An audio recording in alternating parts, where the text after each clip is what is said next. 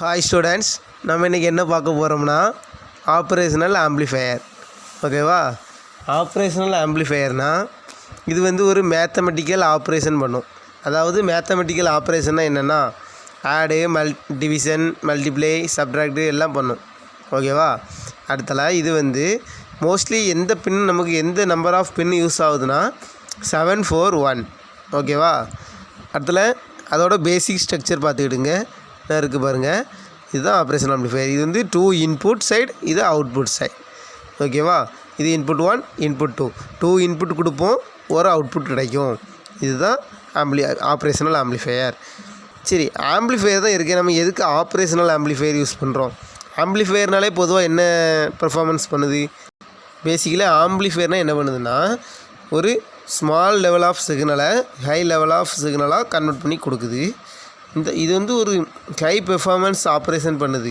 அதனால தான் இது ஆப்ரேஷனல் ஆம்ப்ளிஃபையர்.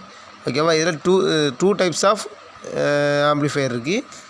ஒன்று இன்வெர்ட்டிங் ஆம்ப்ளிஃபையர், இன்னொன்று நான் இன்வெர்ட்டிங் ஆம்ப்ளிஃபையர். இப்போது நம்ம இன்புட் சைடு வந்து ப்ளஸில் கொடுக்கும்போது அது வந்து நான் இன்வெர்ட்டிங் ஆம்ப்ளிஃபையர். ஓகேவா? நான் இப்போ வரைஞ்சி காமிக்க பாருங்கள். இப்படி இருக்கா? இதில் வந்து இது ப்ளஸ் மைனஸ், இது வந்து கிரவுண்ட் பண்ணிட்டோன்னு வச்சுக்காங்களேன். இப்போ இது வந்து நான் இன்வெர்ட்டிங் ஆம்ப்ளிஃபையர். V1, V2 வந்து கிரவுண்டு, இது V0, இது அவுட்புட் சைடு. ஓகேவா? இது வந்து நான் இன்வெர்ட்டிங் ஆம்ப்ளிஃபையர். அது இன்னொரு டைப் இருக்குது, அது வந்து இன்வெர்ட்டிங் ஆம்ப்ளிஃபையர். அது எப்படி இருக்குன்னு பாருங்கள். அது இப்படி வரைஞ்சிக்கிட்டு